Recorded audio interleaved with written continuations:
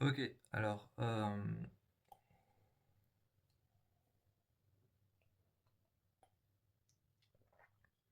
ok, on est à l'intérieur d'un laboratoire. On est à l'intérieur d'un laboratoire qui s'appelle Atrium. À Sanctum, Clark, Bellamy, Octavia ont senti une secousse. Ils ont senti une secousse et descendent alors au sol, là où se trouve Raven, dans un énorme laboratoire. Un énorme laboratoire, là où des secousses ont fait trembler ce laboratoire.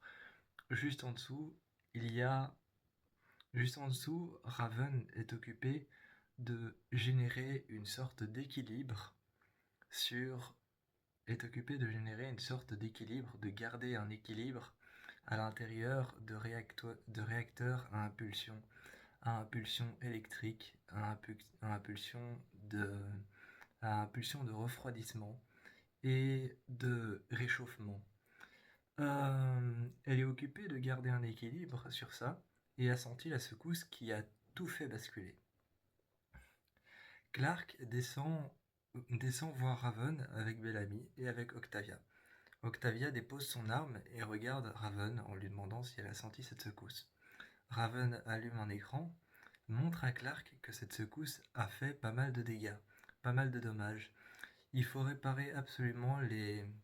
Il faut absolument réparer cet équilibre entre les réacteurs à impulsion de refroidissement. Sinon, tout Sanctum pourrait se détruire, s'effondrer. Clark regarde Raven, avouant qu'elle n'est pas contre l'idée car elle veut un peu conquérir Sanctum. Elle n'est pas trop contre cette idée. Raven lui explique que si Sanctum explose, ils n'auront plus aucun endroit où aller. Clark regarde alors ce que Raven a à lui dire et que Sanctum pourrait bien disparaître de la surface de la Terre. En montrant les réacteurs à refroidissement, à impulsion de refroidissement, elle lui montre qu'ils sont redescendus très très très bas. En lui montrant qu'ils sont redescendus très très très bas, il se peut que, il se peut que l'équilibre ne soit plus au beau fixe, ce qui pourrait causer une explosion, ce qui pourrait poser une explosion, causer une explosion au sous-sol dans ce laboratoire qui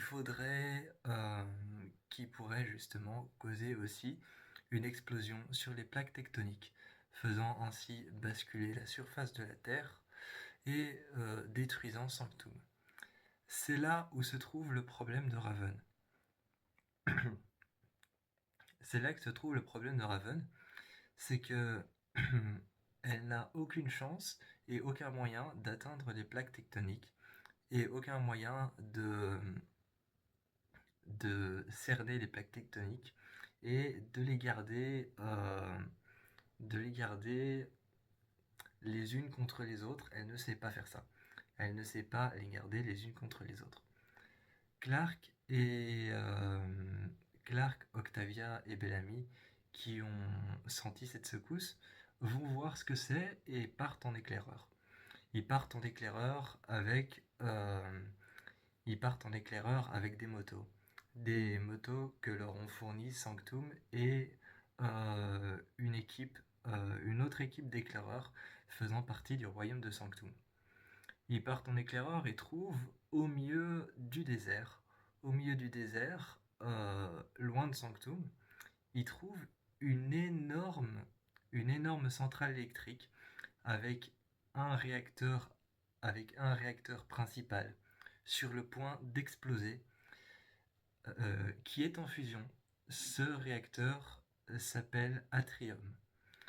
Atrium est sur le point d'exploser. S'il explose, il fait des ravages pas possibles et détruira la surface du désert, détruira l'entièreté du désert et pourra même arriver jusqu'aux limites de Sanctum. Il pourrait détruire la moitié de, des 12 clans de The Sang.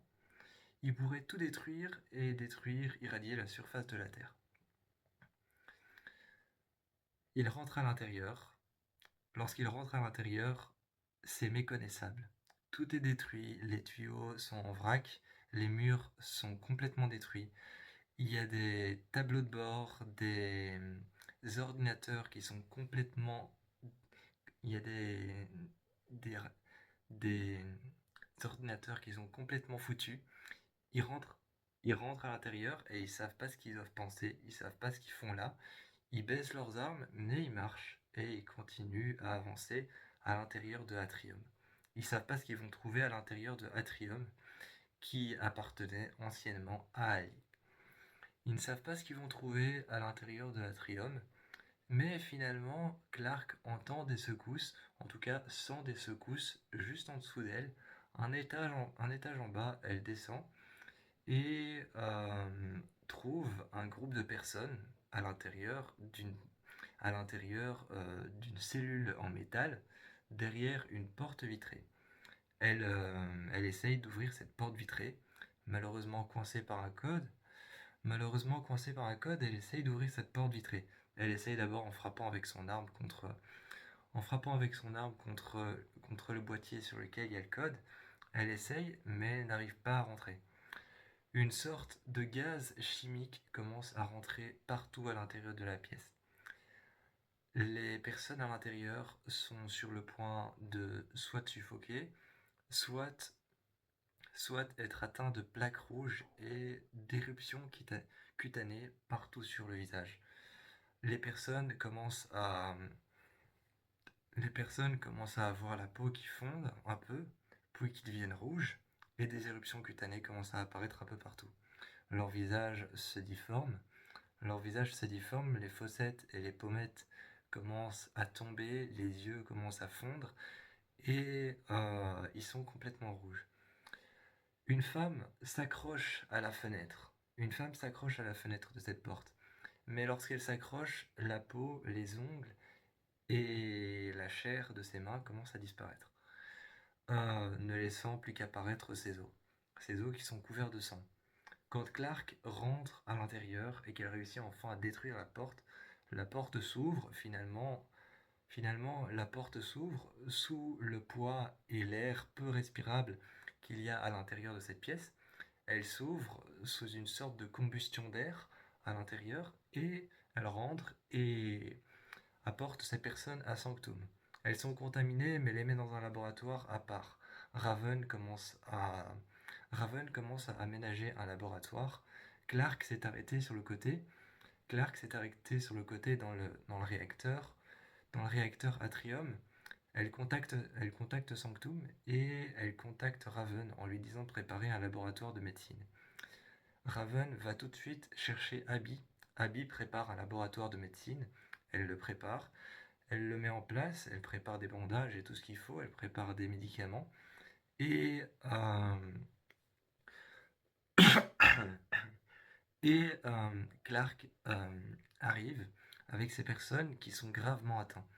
Ces personnes sont gravement atteintes d'éruptions cutanées, de brûlures au visage et,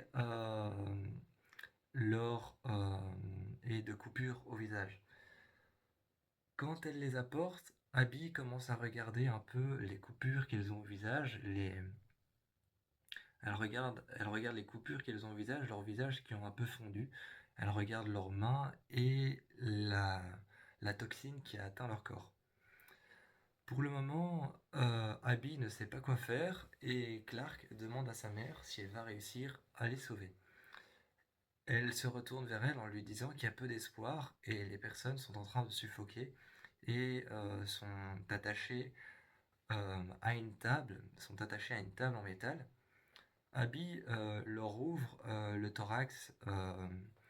Abby leur ouvre le thorax en essayant de faire de son mieux. Elle dit qu'il y a peu d'espoir, mais leur ouvre le thorax.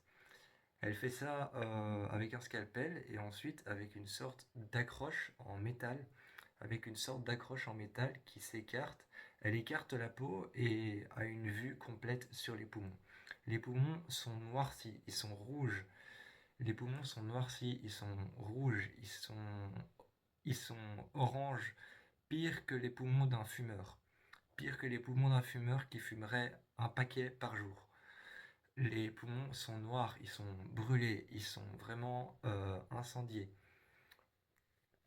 Abby est en train de regarder ça et est en train de se poser une question. Comment est-ce que c'est possible qu'il respire encore? Comment est-ce que c'est possible qu'ils soient encore en train de respirer? Comment est-ce que c'est possible qu'ils aient encore le moindre souffle? Elle passe alors son doigt juste en dessous de leur nez et sent une sorte de respiration. Froide, pas chaude, alors qu'elle est censée être chaude. Clark leur demande si elle va savoir les sauver. Et Abby dit que la seule manière de les sauver, c'est de faire une transplantation de poumons. Pour ça, il faut aller chercher des personnes qui se porteront consentantes et de faire une transplantation de poumons. Mais pour ça, il va falloir sacrifier une vie. Pour ça, il va falloir sacrifier une vie.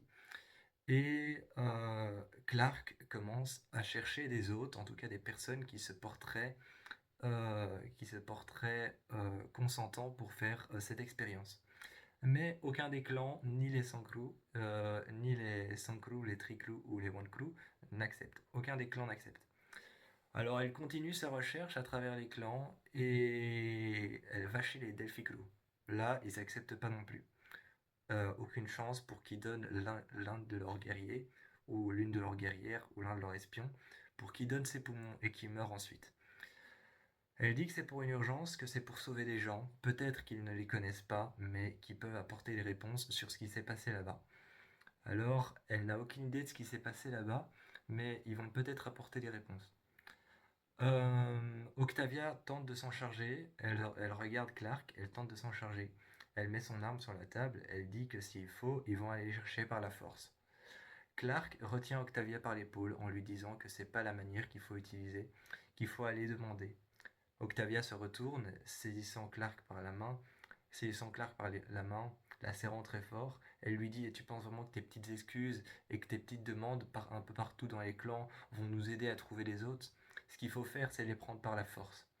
Elle lui montre son arme et elle lui demande d'aller chercher le plus de personnes possible, dans les clans, de former une légion et voire même d'entraîner des enfants s'il le faut, mais de former une légion, de leur donner des armes et d'aller chercher des autres par la force. Clark, Clark dit que c'est hors de question de faire ça comme ça, hors de question de faire ça de cette manière, qu'elle va continuer à se disperser dans des clans avec Bellamy, les enfants de Gabriel et tous les autres pour pouvoir trouver des gens qui sont peut-être... il suffirait d'une personne qui est au bout de la mort, qui est sur le point de mourir, mais qui a des poumons encore valables. Et donc, elle continue à travers les clans, elle continue à travers le clan de la forêt, et dans le clan de la forêt, ils ont une personne qui est sur le point de mourir, mais en échange, les personnes qui ont été contaminées par cette personne, Abby doit les aider. Alors, il leur confie cette personne sur le point de mourir, et là, ils peuvent sauver deux personnes. Ils font la transplantation de poumons, sauvent deux personnes, et ces deux personnes sont relâchées dans leur clan initial et déposées par Clark avec une voiture blindée. Une fois que la transplantation est faite, Abby, à l'intérieur de son laboratoire, se voit apporter les personnes du clan de la forêt. Elle les aide, elle les soigne et Clark les rapporte en disant qu'en échange, on lui offrirait des hôtes. Ils n'ont pas dit ça et le clan de la forêt leur dit qu'ils n'ont pas dit ça mais qu'ils offriraient simplement la personne qui était sur le point de mourir. À ce moment-là, euh, il retourne à la centrale, il retourne au laboratoire. Il retourne au laboratoire de Raven. Raven a situé un endroit de la centrale. Elle a situé un endroit de la centrale qui est sur le point d'exploser. Et que s'il explose, tout part avec. Et que le désert pourrait probablement se transformer en un désert de glace.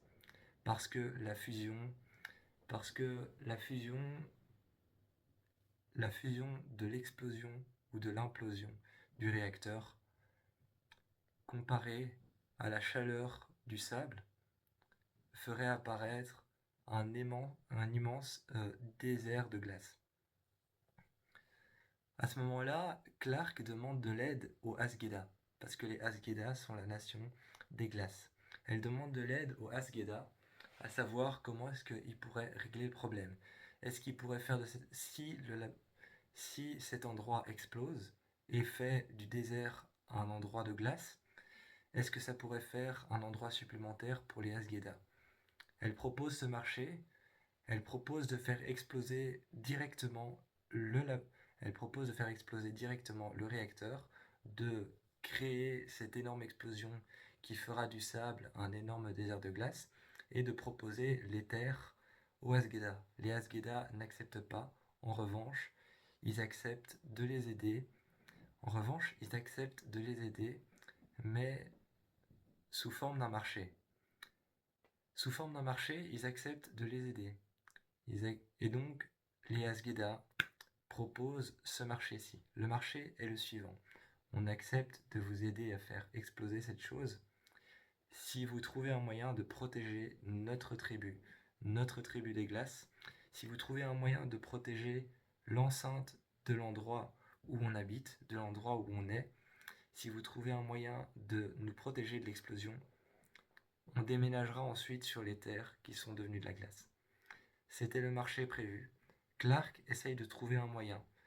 Elle demande alors à Sanctum. À Sanctum, elle demande de fabriquer le même dôme qu'il y a autour du palais, au-dessus de celui des Asgeda, au-dessus du territoire des Asgeda. Une fois que c'est fabriqué, Clark apporte une sorte de balise rectangulaire. Elle montre aux Asgeda comment ça fonctionne. Les Asgeda la posent à terre, juste à côté d'un arbre, et ouvre la balise. Raven montre comment fonctionne la balise, l'enclenche, la met en route et leur montre comment ça fonctionne. Lorsqu'elle la met en route, il y a un dôme plus ou moins transparent et plus ou moins bleu qui se forme tout autour de leur terre. Ils acceptent de les aider, et partent vers le laboratoire, vers le laboratoire et vont voir Raven. Raven leur explique un peu les terres qu'il faut éviter, les endroits qu'il faut éviter et les endroits par lesquels il faut passer pour rejoindre, le réacteur qui va exploser et la centrale nucléaire. Et une fois que c'est fait, ils sont confrontés malheureusement à des énormes geysers de feu qui sortent de petits réacteurs qui sont au sol. Ils sont confrontés à ça et c'est un problème parce qu'ils ne peuvent pas passer. S'ils passent, ils sont soit brûlés vifs, soit ils sont brûlés vifs, soit le feu anéantira directement le passage entre l'endroit où ils doivent aller, donc le réacteur, ou anéantira directement euh, tout ce qu'ils doivent faire. Donc la mission fera exploser directement tout et tout le laboratoire est sur le point d'être susceptible de leur exploser en pleine face. Donc ils sont confrontés à ces réacteurs, ces geysers de feu, mais ne peuvent pas les éteindre. Impossible de les éteindre, il faut trouver un moyen de les éteindre. Pour ça, Clark a une solution. C'est d'apporter le vaisseau de Diosa, de le mettre au-dessus et de compresser les flammes avec les réacteurs du vaisseau de Diosa. Elle a pour mission de faire ça et demande à Diosa de faire ça. En échange, Diosa demande un service. Le service, c'est de remonter dans l'Illusius et de libérer quelques-uns de ses prisonniers. De les briefer sur une ancienne mission qu'elle avait prévu de faire, mais qu'elle n'a jamais fait. Une mission qui était censée s'accorder à Sanctum. Une mission qui était censée être une mission d'attaque pour Sanctum. Une mission qui était censée être une mission d'attaque, de récupérer le palais et ensuite de l'offrir à Clark. Cette mission était censée simplement s'attaquer à Sanctum, c'était censé être une tentative de terrorisme, mais comme Clark lui a proposé son aide, en échange de services, Diosa lui offre cette possibilité de lui offrir Sanctum sur un plateau d'argent. Et en lançant cette attaque terrorisme, elle lui demande justement le service de faire monter quelques-uns de ses guerriers euh, dans l'Eligius 4 et de libérer l'un de ses guerriers. Elle envoie Raven sur sur un écran, elle envoie à Raven les guerriers qu'il faut qu'on réveille. Et Murphy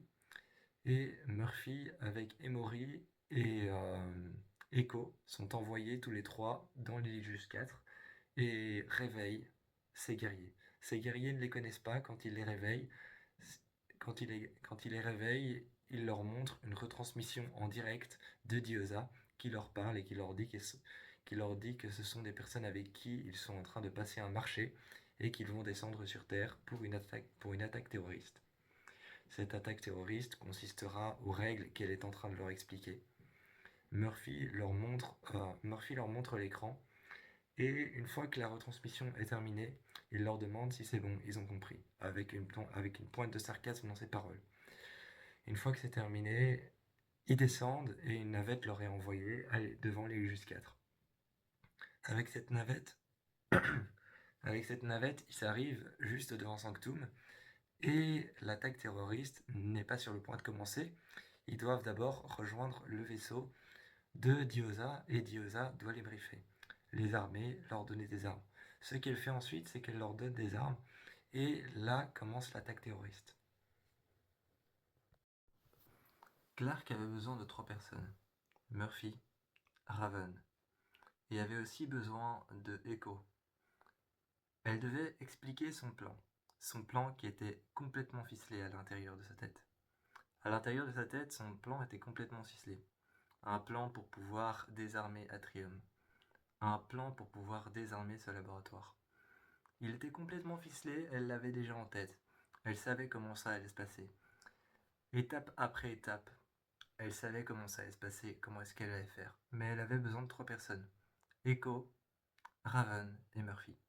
Murphy pour la tuer, parce qu'elle savait que c'était le seul qui n'allait pas hésiter une seconde, qui n'allait avoir aucun remords pour la tuer. Elle savait très bien que c'était lui qu'il fallait pour pouvoir la tuer. Alors, elle a été le voir au bar, il était en train de prendre un verre. Elle a été le voir et lui a demandé « Est-ce que tu serais prêt à me tuer ?» Avec un air condescendant, il s'est tourné et a dit « Ouais, pourquoi pas ?» en s'appuyant sur la table avec un air condescendant, lui disant « Ouais !» l'air un peu comme si pour lui c'était presque un jeu. Il l'a regardé et lui a dit « Ouais !» Ensuite, Clark lui a dit de venir. Elle lui a expliqué son plan dans les moindres détails. Elle lui a dit « Alors, tu vas me tuer. Tu vas me tuer, et ensuite, après ça. » Murphy était en train de la regarder comme s'il se délectait un peu de ce qu'elle disait.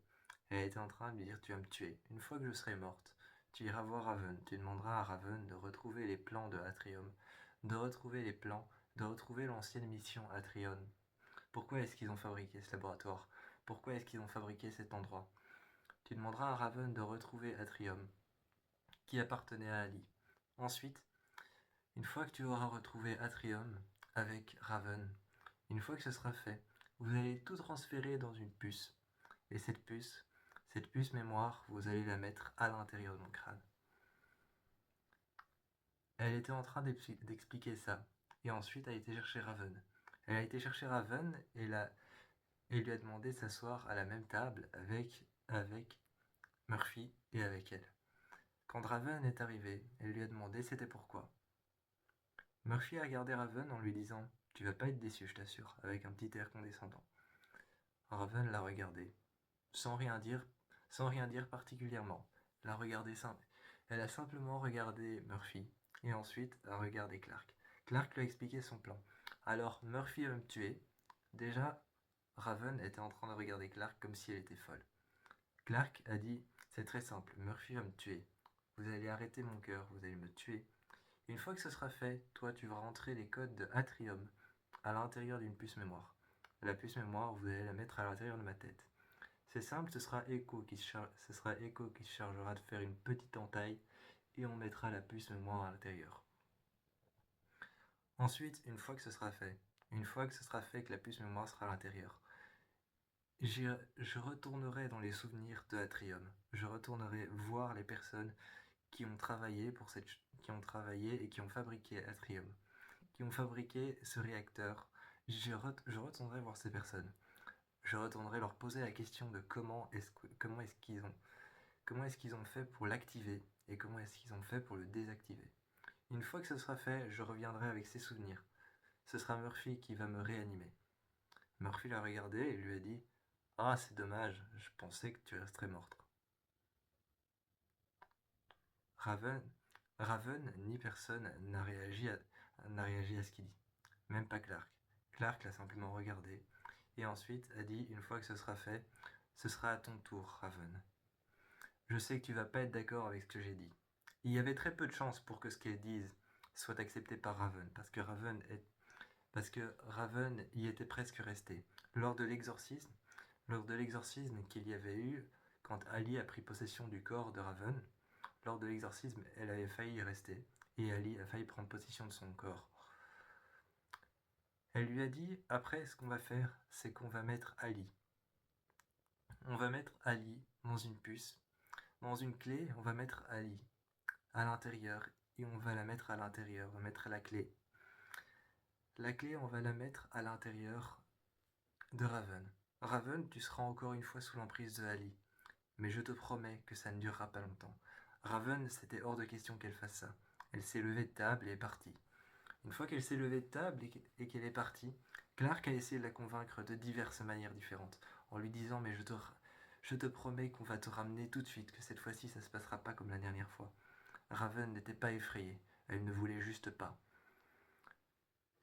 Clark lui expliquait qu'ils allaient simplement lui donner la clé de la Cité des Lumières, et qu'ensuite elle allait demander que sa seule chose à faire c'était de rentrer dans la Cité des Lumières, de trouver Ali, et qu'une fois qu'elle avait trouvé Ali, de lui demander qu'est-ce que c'était Atrium, de lui demander ce que c'était, pourquoi est-ce qu'elle avait fait ça, quel était son plan, ou si son plan avait été déjoué, quelle était sa solution avec Atrium.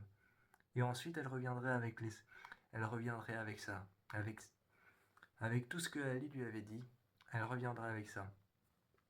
La seule chose que Raven et que Clark n'avaient pas prévu, mais la seule chose que Raven avait en tête, c'est et si jamais elle revenait avec Ali et que le cauchemar recommençait.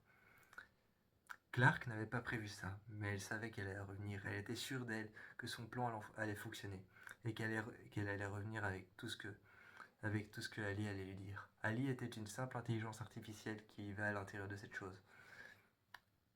Elle savait qu'il était peut-être possible que Ali revienne, mais il l'avait tué définitivement. C'était même Raven qui l'avait tué. Alors elle a quand même accepté. Difficilement, Clark a dû la convaincre. Echo, quand elle est arrivée et qu'elle est allée la chercher, elle a raconté son plan une troisième fois. Echo a écouté et l'a de nouveau regardé comme Raven l'avait regardé, comme si elle était folle. La tuer, ensuite lui mettre les souvenirs de Atrium en tête, poser les questions, et ensuite refaire vivre le même cauchemar qu'a vécu Raven avec Ali. Pas être possédé par Ali, mais simplement lui donner la clé. Rentrer à l'intérieur de la Cité des Lumières et revenir avec les informations. Essayer de revenir sans Ali pour ne pas que le cauchemar recommence. Echo lui a dit de se ressaisir, et d'arrêter ses conneries, d'arrêter de penser à des plans qui pourraient faire empirer les choses. Clark a dit que c'était un plan parfaitement ficelé, qu'elle y avait réfléchi toute la nuit, que dans sa cellule avec Maddie, elle avait réfléchi à ça toute la nuit. Elle l'avait mis en place, et Maddie y avait même participé un petit peu. C'était comme ça qu'ils allaient réussir à battre Atrium. C'était comme ça qu'ils allaient réussir à savoir ce que c'est. Ensuite, le soir, il était l'heure de commencer. Il était l'heure de commencer, Sanctum était éteint. Le portail avait été activé. Il était temps de commencer tout ça en bas. Ils avaient commencé ça dans les laboratoires en bas, alors que Abby était là. Elle ne voulait pas que Clark se mette en danger. Elle ne voulait pas que Clark se mette en danger, qu'elle se mette à mort, qu'elle fasse une mise à mort. Abby était en train de lui demander. Abby avait demandé à parler à sa fille pendant 2 minutes. Clark a parlé avec Abby, avec sa mère, et lui a dit « Tu es vraiment sûr de ce que tu avances? Tu es vraiment sûr de ton plan ?» Clark a regardé sa mère et lui a dit que c'était la seule chose qu'il y avait à faire, la seule manière de combattre Atrium, la seule manière d'éviter que cette chose n'explose. Au moment même où elle lui parle, en lui disant ça, au moment même où elle lui parle, il est en train de surchauffer toujours plus. Peut-être que même il y a eu, peut-être que même l'endroit dans lequel il se trouve dans le désert est devenu une énorme vallée de pierres noires, de pierres volcaniques. Elle ne sait pas ce qui se passe là-bas, mais cette chose est sur le point d'exploser. Alors qu'elle était sûre de ce qu'elle avançait, Abby lui a quand même dit au revoir une dernière fois. Quand Abby lui a dit au revoir une dernière fois, elle a dit qu'elle se chargerait de lui mettre un anesthésiant. Elle se chargerait de lui mettre un anesthésiant. Elle lui a mis un anesthésiant en intraveineuse. Une fois que c'était fait, elle s'est couchée sur la table. Un peu vaseuse, elle s'est tournée vers Murphy et lui a dit qu'elle s'était prêt, qu'il pouvait commencer. Il l'a alors tuée en injectant un produit noir. En injectant un produit noir, il lui a d'abord retiré du sang d'ébène pour la ramener après, il lui a retiré du sang d'ébène. Ensuite, après ça, après avoir mis le sang d'ébène dans un petit flacon, un petit bocal, dans ce petit bocal, ils ont mis le sang d'ébène. Une fois que c'était mis là-dedans, ce sang serait réinjecté à l'intérieur de ses veines après. Après la procédure, après la procédure pour la ramener à la vie, son sang, son propre sang serait réinjecté dans ses veines. Une fois qu'il l'a tué, une fois qu'il l'avait tué avec un choc électrique, avec une impulsion électrique, une fois que son cœur était arrêté, on avait vu alors qu'il n'y avait plus de battement, plus de tension, plus rien, plus aucun pouls. Raven a alors posé ses deux doigts ici un instant. Elle était morte. Elle était morte, mais quelque part au fond d'elle toujours consciente. Ses yeux bougeaient un petit peu. Elle était certainement en communication avec les personnes d'Atrium. En attendant, Echo était sur le point de faire l'entaille et de rentrer la puce à l'intérieur. Elle rentrait la puce à l'intérieur, mais avant de faire ça, avant de faire l'entaille, Echo fit une manipulation avec une puce, test. Avec une puce test, elle fit une manipulation. Elle coupa au niveau de l'arcade et rentra la puce. Ensuite, la ressortit aussitôt. Elle demanda alors à Raven, en posant la puce sur une petite plaque en verre, de rentrer maintenant les codes de Atrium. Elle avait cherché les codes de Atrium sur son PC. Elle était retournée voir Ali. Dans une clé, elle était retournée voir Ali. Elle était rentrée à l'intérieur des codes. À l'intérieur des codes, une fois qu'elle avait trouvé Atrium, elle l'avait mise à l'intérieur de la clé. Une fois que c'était mis à l'intérieur de la clé, de la puce mémoire, Echo l'a rentrée à l'intérieur de la tête de Clark. Clark était en pleine communication. Elle était morte, mais en pleine communication. Maintenue en vie quelque part à l'intérieur d'elle, mais morte physiquement, elle était en train de communiquer avec ces personnes. Ces personnes étaient habillées en blanc, avaient le même symbole que la spirale de Sanctum. Ils étaient en train de partager des infos. Ne lui demandez rien en échange. Ça avait l'air d'être plus facile que ce qu'elle ne pensait. Elle était en train de parler et d'échanger des informations. Elle était autour d'une énorme table blanche, assis dans un grand endroit, une sorte d'endroit éclairé par des luminaires blancs. Ils étaient en train d'échanger des informations sur Atrium, sur comment fonctionnait leur réacteur et pourquoi est-ce qu'ils l'avaient fait. Ce réacteur était censé empêcher l'apocalypse. Il était censé créer assez d'énergie pour pouvoir nourrir toute la Terre, pour pouvoir nourrir toute la civilisation après l'apocalypse. Et pendant l'apocalypse, et avant, et après, il était censé continuer à fonctionner. Parce qu'il était enfoncé, il creusait et puisait tellement profond dans le sol, du, du goudron ou alors encore de l'essence, peu importe, il puisait dans le sol tellement fort, et la plateforme s'appelait la plateforme Shepard. La plateforme Shepard qui puisait dans le sol, qui puisait de l'essence, du diesel, du goudron, des matériaux nourrissants. Cette plateforme puisait et était enfoncée tellement profond dans le sol qu'on ne pouvait plus le retirer. Il avait survécu à l'apocalypse et était censé donner assez d'énergie ensuite pour pouvoir vivre encore après, pour pouvoir recréer un nouveau monde. C'était ça, c'était censé être une sorte de nouveau monde, de deuxième monde accessible après l'Apocalypse. C'était à ça qu'il servait, mais maintenant, Clark savait une seule chose, c'était que c'était impossible de le détruire, impossible de le faire exploser, car il était enfoncé tellement profond dans la terre que si on le faisait exploser à la surface, il resterait une partie de lui tout au fond. Il fallait trouver un moyen, un bunker, peut-être une porte souterraine qui allait les emmener au fond, qui allait les emmener sous terre. Et une fois sous terre, comme le bunker, une fois sous terre, il fallait trouver un moyen d'arrêt, un moyen d'arrêter la plateforme Shepard. Elle n'avait pas posé cette question, mais une fois revenue à la vie, une fois ramenée à la vie et quand on lui a réinjecté le sang, quand on lui a réinjecté le sang d'ébène, après 60 minutes exactement,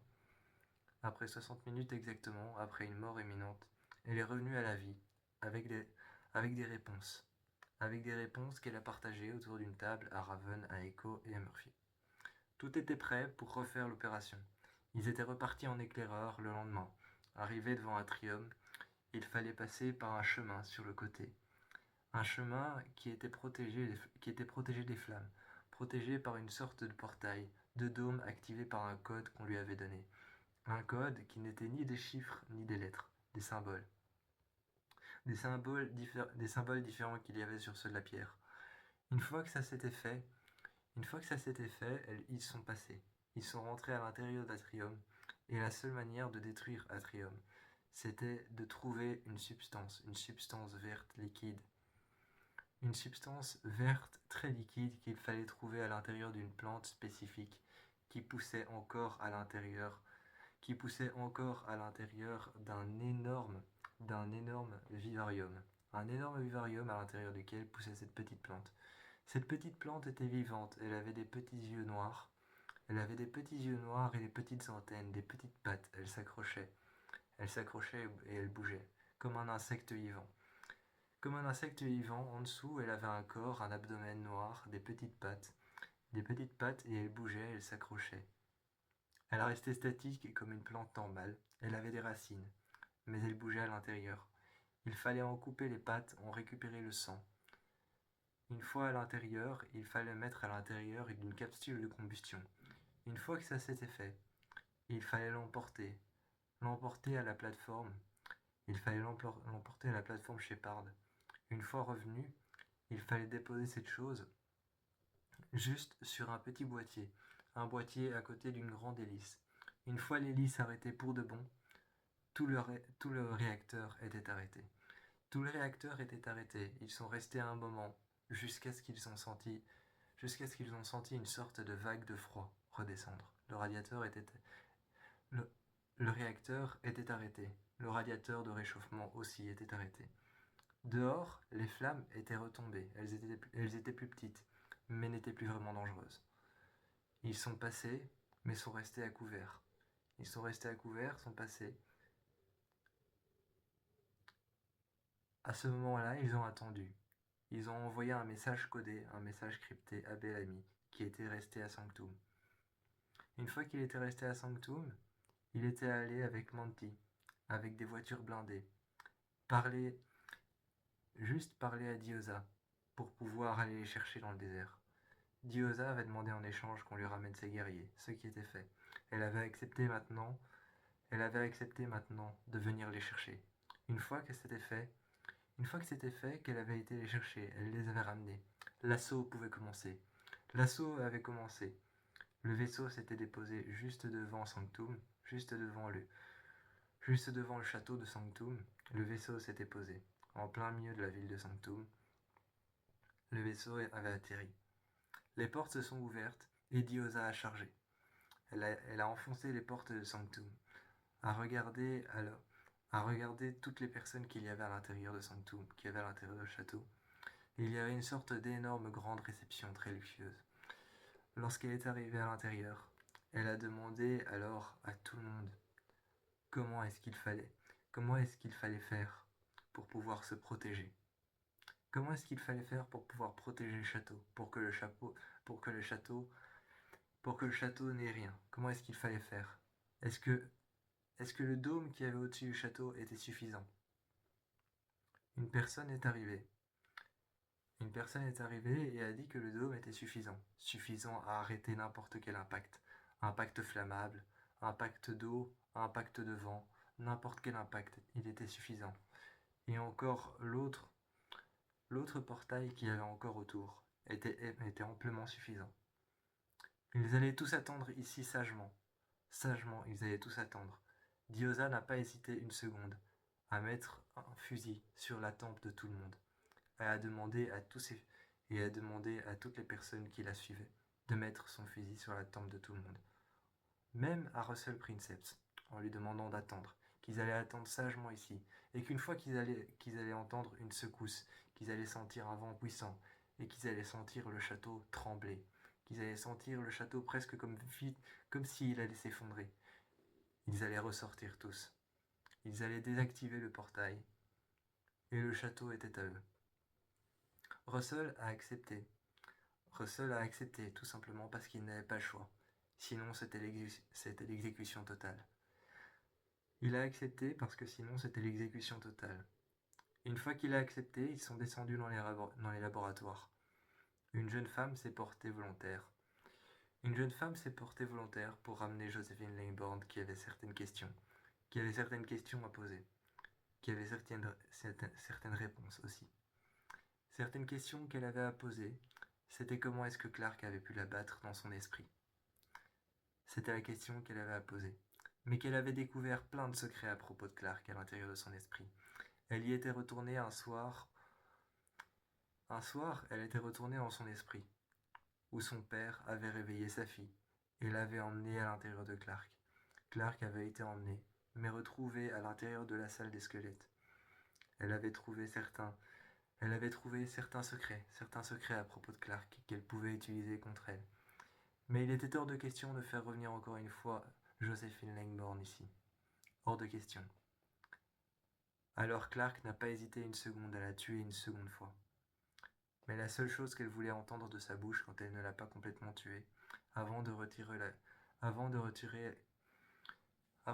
la mémoire de Josephine Langborn et de la mettre dans une puce mémoire et de la détruire pour de bon. Avant ça, elle voulait entendre tout ce qu'elle savait sur Atrium. Elle lui a dit que c'était la principale chose. C'était la principale chose sur laquelle elle travaillait pendant sa mission. C'était ça. Une fois que c'était fait et qu'elle lui avait dit comment elle travaillait sur ça. Elle travaillait sur ça pour emmener tout le carburant que fabriquait Atrium. C'était justement ce qui était le principal. Tout le carburant que fabriquait Atrium était la principale source de carburant que recherchait Eligius III. Eligius III était une mission de repérage de carburant nécessaire à la planète.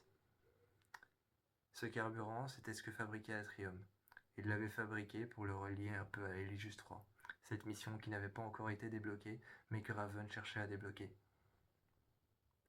Une fois que c'était fait, que Atrium était en fait lié à Eligius III, ils y sont retournés de plus en plus récemment, de manière récurrente, et ont trouvé de plus en plus de choses sur la mission Eligius III, mais pas assez pour pouvoir se rendre compte de ce qu'ils faisaient réellement dans Eligius IV, pendant la mission Eligius III, pour ramener du carburant. Ils n'avaient pas encore trouvé, mais ils étaient sur le point de trouver un moyen de débloquer la mission.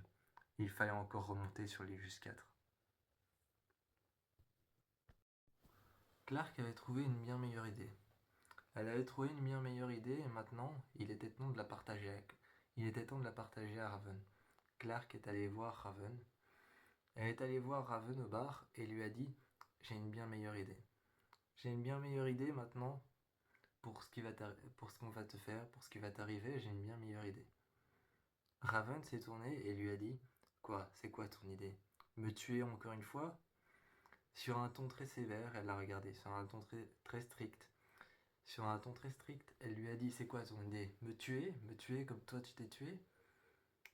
Clark l'a regardé et lui a dit « Non. Ce qu'on va faire, c'est qu'on va effectivement te tuer. Mais on va garder ton conscient. Grâce à la puce, la puce mémoire, on va garder ta conscience. intégré à l'intérieur d'un laboratoire. Intégré à l'intérieur de ton laboratoire. Elle lui a expliqué qu'ils allaient garder sa conscience, sa mémoire serait gardée à l'intérieur de la puce mémoire, et serait introduit dans un ordinateur. Dans cet ordinateur, elle pourrait ensuite parler depuis la Cité des Lumières. La Cité des Lumières, quand Raven était morte, la Cité des Lumières était mise sur grand écran. Il n'y avait effectivement personne pour contrôler l'écran, il n'y avait effectivement personne pour contrôler des technologies que presque seul Raven sait contrôler. Mais Clark s'en était chargé. Clark s'était chargé de regarder où est-ce qu'elle se trouvait dans la Cité des Lumières. Il y avait un plan très détaillé de la Cité des Lumières, qui avait été fait par Ali. Ce plan était presque trop compliqué pour comprendre. Où elle se trouvait dans la Cité des Lumières. C'était un plan détaillé, détaillé dans les moindres détails, détaillé dans les moindres angles et moindres endroits de la Cité des Lumières. À certains endroits, il y avait un point rouge. Ce point rouge signifiait Ali. Il y avait un autre point blanc qui signifiait où se trouvait Raven. Et elle regardait sur les plans. Les plans étaient sur le côté et bougeaient de manière synchronisée avec l'endroit où elle se trouvait. Ces plans étaient en surface et bougeaient de manière synchronisée. Elle se trouvait dans un couloir, il bougeait un peu sur le côté. Elle se trouvait en surface, il bougeait un peu vers le haut. Elle se trouvait un peu vers le bas, il bougeait un peu vers le bas. Vers la gauche, il bougeait vers la gauche. Et Clark pouvait regarder sur ses plans où est-ce qu'elle se trouvait. Elle pouvait les modifier, les moduler, elle pouvait les agrandir, les étendre. Elle était à l'intérieur de sa conscience. Et à côté, il y avait un autre écran où il y avait Raven. Raven pouvait leur parler. Elle était morte sur la table, mais sur la table, elle était bel et bien morte physiquement. Abby s'occupait d'elle, était en train de vérifier son cœur, son pouls, était en train de vérifier le sang qui circulait en ses veines. Elle était en train de tout vérifier, lui mettait des produits et des injections en intraveineuse pour la maintenir en vie. Elle lui mettait surtout beaucoup d'anabolisants. Elle lui mettait des anabolisants et des narcotiques, et certains médicaments étranges. En lui mettant des médicaments qui pouvaient maintenir son corps en vie, qui maintenaient ses cellules en vie, qui maintenaient chaque atome de son corps en vie, elle lui mettait aussi beaucoup d'adrénaline. L'adrénaline permettait à son corps d'avoir une sorte d'énergie.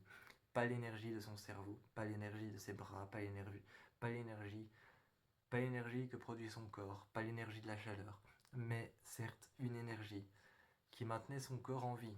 Et elle lui donnait des médicaments en même temps, par intraveineuse, et Raven était morte. Mais à l'intérieur de l'ordinateur, grâce à la puce mémoire, elle pouvait parler et on pouvait la voir dans la Cité des Lumières qui se trouvait à l'intérieur de la puce. Ali était avec elle et elle était en train de lui parler. Tout ce qu'elle disait et tout ce que répondait Ali se retranscrivait sur le côté. Tout ce que disait Raven était mis en retranscription vidéo, et Ali était juste en face de elle. Alors qu'ils étaient en train de voir les réponses, Ali se doutait de quelque chose. À un moment, elle a tourné la tête. Clark a laissé l'ordinateur allumé. Ali a posé une question. Ali a posé une question qui tout de suite a mis Clark dans une insécurité. Cette question, c'était: est-ce que tu es observé? Est-ce que tu reviens me voir pour quelque chose? Ali était effectivement très intelligente. C'était une intelligence artificielle. Quand elle lui a posé cette question, Raven a essayé d'esquiver cette question en répondant par une autre question. Elle a répondu par une autre question. Ali a effectivement répondu aux questions qu'elle avait sur ce laboratoire, sur cette foreuse Shepard qui était liée. Sur cette foreuse Shepard qui était liée à Elijus 3, elle a répondu à toutes les questions. Toutes les questions qu'il y avait sur Elijus 3 qui récupérait du pétrole, sur Terre pour pouvoir faire fonctionner la Terre et avoir une sorte de source d'énergie. Elle ne savait effectivement pas comment avait fonctionné cette mission. Cette mission était quelque part une mission secrète qui s'était passée dans le flou. Revenue à la vie, on l'a ramenée. C'est Murphy qui s'en est encore une fois chargé. Ce n'était pas tuer. Ce n'était pas tuer Clark ou ramener à la vie Clark, mais c'était Murphy qui s'en est chargé, avec Abby. Une fois qu'il est revenu à la vie, elle a sursauté sur la table, s'est redressée sur la table tout de suite. Abby a regardé son cœur, ses poumons. Raven a retiré son haut, et alors tout de suite, Abby a regardé ses poumons. Elle a regardé ses poumons, à l'arrière, dans son dos, et a regardé son cœur, s'il allait bien. Tout allait bien, et tout de suite, Echo et Clark s'en sont chargés. Faire une petite entaille sur le côté et lui retirer la puce, tout de suite. Tout de suite, ils s'en sont chargés. Lui retirer la puce, tout de suite. L'entaille avait été faite et il l'avait retirée pas simplement en la retirant parce qu'elle avait fusionné avec sa mémoire, elle avait fusionné avec son conscient. Lorsqu'ils l'ont retirée, ils ont dû la faire fondre en tout cas ce qui restait. Les bouts de métal qui restaient à l'intérieur de la puce mémoire, ils les avaient fait fondre. Raven était revenu à la vie. Elle avait vu Alice, elle avait terrifiée sur le moment. Clark avait vu qu'elle était terrifiée, mais surtout fâchée quand elle était revenue. Et une fois qu'elle était revenue, elle lui a expliqué un peu tout ce qu'elle savait. À la table, elle lui a expliqué tout ce qu'il savait. Les enfants de Gabriel et les enfants de Gabriel sont arrivés et l'ont emmené alors à l'anomalie. Il y avait ce bruit partout dans la forêt, et ils ont suivi ce bruit qui se faisait plus fort d'un côté que de l'autre. Ils sont arrivés devant un endroit où il y avait la pierre, et la pierre leur a ouvert un endroit. La pierre leur a ouvert un endroit sur un autre monde, une autre planète. Et sur cette planète, exactement exactement la même foreuse, exactement le même endroit, exactement le même réacteur, le même radiateur qui réchauffait toute la centrale. Exactement la même chose sur une planète rocheuse avec des roches noires volcaniques qui coulaient tout le long, qui coulaient tout au bord. La terre se durcissait, mais coulait sur une sorte de roche volcanique noire qui faisait de la fumée blanche, sûrement toxique. Donc ils sont arrivés avec des masques et des protections. Ils ne le savaient pas, mais évitaient de respirer et se protéger le plus possible avec leurs mains. Une fois qu'ils ont été chercher ce qu'il y avait à l'intérieur, ils ont trouvé beaucoup d'informations sur l'Eligius 3, sur la mission Eligius 3. Une fois que ça s'était fait, ils ont repris toutes ces informations, des dossiers parlant de Eligius 3, ou alors aussi des combinaisons qu'ils ont pris pour sortir. Ils ont fait le tour de cet endroit sur cette planète et ont trouvé effectivement ces masques que portaient les personnes qui avaient apprivoisé l'anomalie. Ces masques que portaient ces personnes, c'est les disciples de l'anomalie. Ils en ont trouvé quelques-uns. L'anomalie les a renvoyés à Sanctum. Face à la pierre. Ils sont sortis et face à la pierre, ils sont retournés dans un endroit qui n'était pas une planète. En réalité, c'était une planète, la première planète sur laquelle ils ont installé ce réacteur. La première planète sur laquelle ils ont installé ce réacteur, il y avait tous les secrets d'Eligius 3. Assez de secrets d'Eligius que Raven était en train de regarder à une table. Avec un ordinateur, elle a réussi à hacker et à passer des codes mères et des codes sources. Elle a réussi à passer au travers de tous les codes. Et une fois que c'était fait, elle a réussi à atteindre la mission Eligius 3. Ils sont remontés dans l'Eligius 4 et elle a retapé les mêmes codes. Elle a retapé les mêmes codes mères, les mêmes codes sources. On a transformé quelques-uns. Il n'y avait rien qui bloquait. Elle a réussi alors à trouver la mission Eligius 3. La seule chose qu'il fallait faire, c'était arrêter complètement le vaisseau. Une fois le vaisseau complètement arrêté, une fois l'Eligius 4 complètement éteint, en bas, ils ont entendu une sorte de secousse. À Sanctum, en bas, Echo et Bellamy ont prévenu Raven, Clark et Murphy, qui étaient montés avec Emory. Emory, Murphy, Raven, Clark, qui étaient montés dans l'Eligius 4 pour pouvoir l'arrêter, pour pouvoir arrêter tous les codes fonctions, tous les codes mères, pour pouvoir effacer tout ce qu'il y avait dessus, pour, pour pouvoir effacer toutes les missions qui avaient été enregistrées. Une fois que tout ça avait été effacé, en bas, une secousse avait fait ressurgir le sol de Sanctum. L'entièreté de Sanctum, l'entièreté du château de Sanctum avait tremblé. Alors qu'à la radio sur laquelle il y avait les talkie-walkie branchés, Bellamy a dit qu'il y avait eu une secousse en bas, que c'était normal et qu'il ne savait pas ce que c'était. Ils ont été voir au réacteur et le réacteur était complètement éteint. Il n'y avait plus rien, plus de feu, plus de flammes qui sortaient qui sortaient de ces petits réacteurs qu'il y avait juste devant. Plus de protection de flammes, plus rien. Le réacteur était éteint, complètement éteint. La seule chose qu'il y avait à faire, la mission de l'Hélios 3, c'était de ramener du pétrole sur Terre, grâce à cette foreuse. Et ensuite, une fois qu'ils avaient ramené du pétrole sur Terre grâce à cette foreuse, la seule chose qu'ils avaient à faire, c'était d'éteindre tous les dossiers. Une fois tous les dossiers éteints, Hélios 4 et Hélios 3, Hélios 4 et Hélios 3 avaient été éteints. Ils sont descendus et l'assaut sur le château qui avait été fait par Diyoza avait fait en sorte que Russell se rende. Les laboratoires ont été effacés. Tous les codes mères ont été effacés.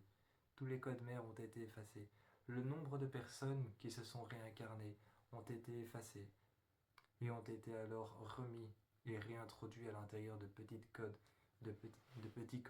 à l'intérieur des puces mémoire.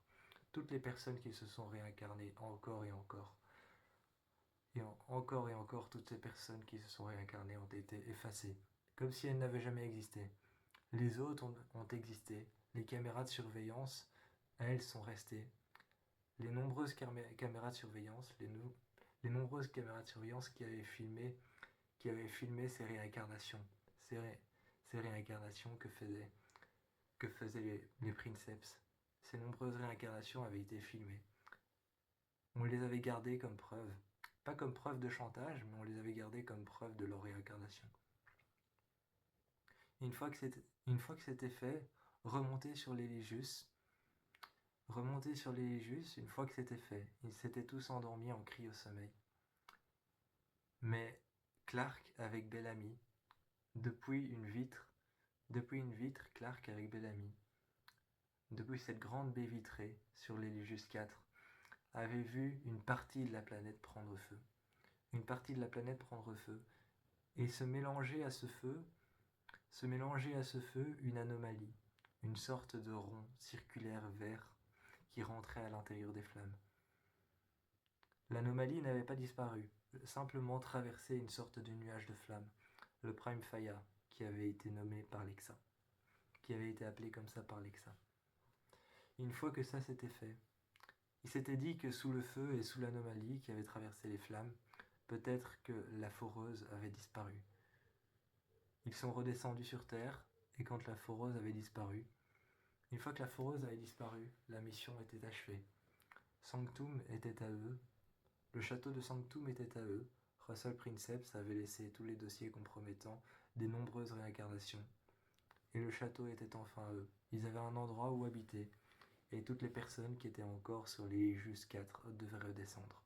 Pour ça, on leur a envoyé Diyoza, qui était venu les chercher. Diyoza était venu les chercher, mais en échange, avait demandé à ce qu'on les abrite, à ce que la moitié du château leur appartienne, et l'autre moitié, à ce que la moitié du château leur appartienne, et l'autre moitié appartienne à Diyoza. C'était un échange équitable en échange d'aller chercher Murphy, d'aller chercher Emory, d'aller chercher Clark, Bellamy et Raven, qui étaient dans l'Hélios 4.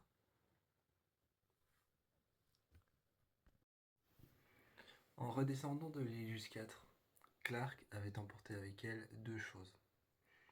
Les deux choses qu'elle avait emportées avec elle, c'était ses armes et une directive qu'elle allait suivre. Cette directive, c'était celle de directement retourner là où tout a commencé. Elle voulait retourner là où tout a commencé pour pouvoir voir si le réacteur avait bien été détruit par la vague de radiation. Elle était retournée là où tout a commencé, là où le radiateur était, là où là où la foreuse Shepard se trouvait. Là où la foreuse Shepard se trouvait, il n'y avait plus qu'un énorme fossé, une immense gorge qui était ouverte en deux. Le radiateur avait disparu et toute la centrale avec. Il n'y avait plus rien. Mais sur les écrans de contrôle à Sanctum, Raven ne savait pas quoi dire. Raven ne savait pas quoi dire, elle était sans voix face à l'écran. À côté d'elle, Abby est arrivée et lui a demandé ce qui s'était passé. Zoomant un petit peu sur ce qu'elle voyait, sur la reproduction en direct du plan du désert, et sur la reproduction en direct du plan du désert avec la centrale et le radiateur qui chauffait le réacteur. Elle était en train de zoomer et lui montrait que tout a disparu. Elle expliquait à Abby: alors, tout a disparu. Le radiateur qui chauffe le réacteur en dessous a disparu. Ce radiateur a des millions de gigawatts a disparu. Le réacteur, lui, a des millions de chaleur a disparu aussi. Toute la centrale a disparu, laissant des déchets toxiques et des émanations de fumée partout dans l'air. Abby l'a regardé en lui disant ce qui signifie, et en faisant un pas en avant, elle lui a dit ce qui signifie une tempête toxique en arrivait, émanant de l'endroit où se trouvait le réacteur et la centrale électrique, de produits chimiques qui vont venir droit sur nous. Une, une énorme tempête chimique et toxique qui va venir vers nous, dont on ignore tout. On ignore tout, si elle est toxique réellement, si elle est juste toxique pour les plantes ou les animaux. On ignore tout de ça. Avec une voix très basse, avec une voix apeurée, elle racontait à Abby. Elle était en train de lui dire: on ignore si cette tempête chimique est toxique, on ignore si cette tempête de produits toxiques et chimiques est toxique pour nous ou seulement pour la plante, pour les plantes, pour les faunes et la flore, ou alors si elle est toxique aussi pour les humains. Et si elle est toxique, est-ce qu'elle l'est que dans un sens? Est-ce qu'elle l'est pour nous uniquement en étant toxique? Ou alors, si elle est chimique, comme ils ont joué avec plusieurs produits chimiques, est-ce que chaque fois qu'elle touchera quelqu'un, les personnes qui auront malheureusement été exposées seront peut-être des personnes qui auront chaque fois réagi différemment à la manière dont ils ont été exposés? Abby était en train de lui dire: ça veut dire un antidote.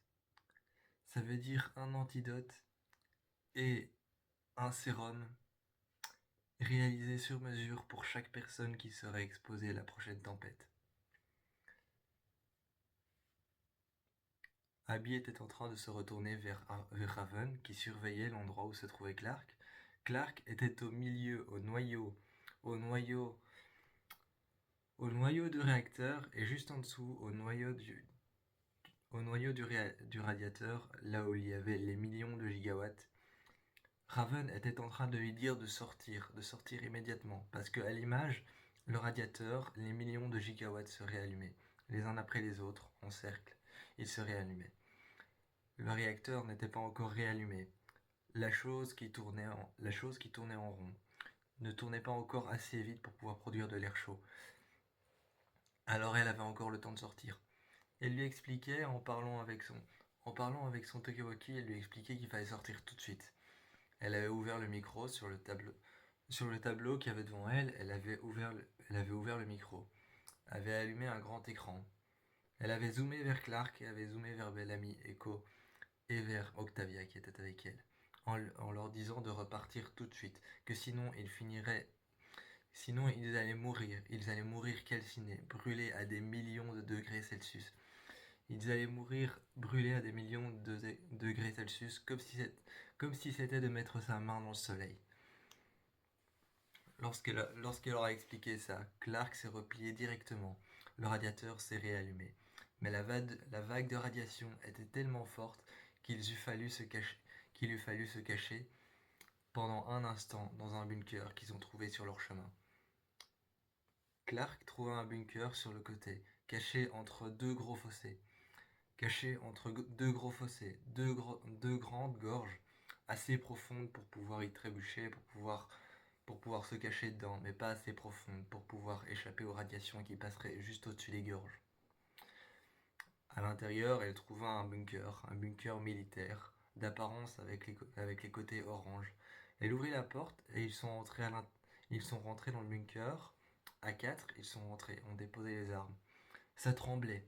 Ça tremblait partout autour d'eux. Ils sentaient les gorges autour d'eux qui étaient prêtes à s'effondrer. L'un des murs qui était prêt à s'effondrer. Lorsqu'ils sont sortis et que les gorges autour d'eux ont arrêté de trembler, ils sont sortis. Tout était ravagé. La terre entière était ravagée. À ce moment-là, Clark pouvait être sûr d'une chose, ce n'était, ce n'était un virus qui était en aucun cas dangereux pour les animaux et pour la flore. Ce virus était en aucun cas dangereux pour la flore, mais tout était ravagé. Tout était ravageux. Les arbres étaient tombés, les creux, les fossés, les sentiers qu'il y avait dans les forêts, tout était ravagé, il n'y avait plus rien.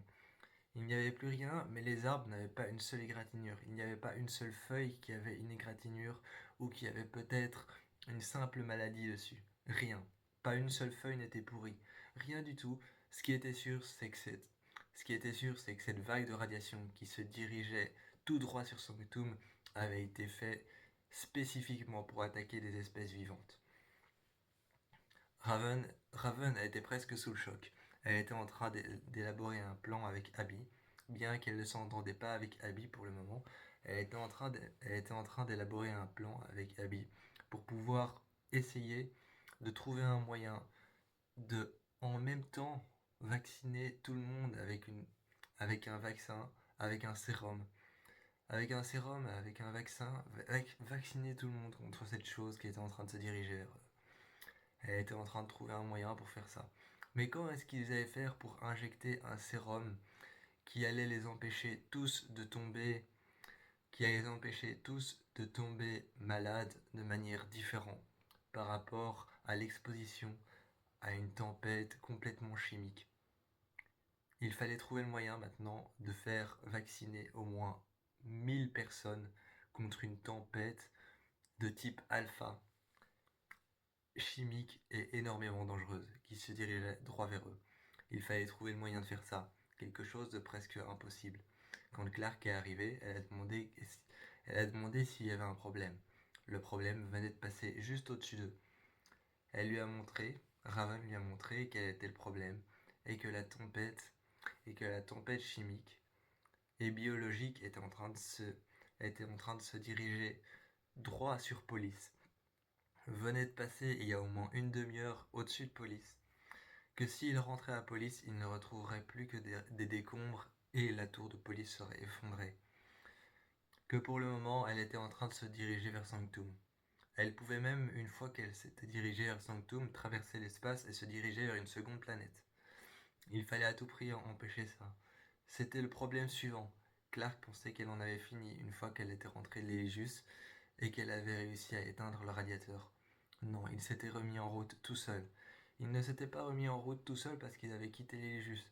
Il s'était remis en route tout seul simplement parce que c'était un radiateur de millions de gigawatts qui chauffe un réacteur qui lui-même a sa propre volonté. Il s'éteint et s'allume quand il veut. Il gère une sorte d'énergie que lui-même fabrique et génère, produisant ainsi des tempêtes de type alpha, bêta ou oméga, produisant des tempêtes de type 1, type 2 ou type 3, qui, partout, partout dans la nature, font des sortes d'expériences. Elles prennent des périmètres et des périmètres de tempêtes, elles prennent des périmètres et des périmètres de tempêtes et de territoires.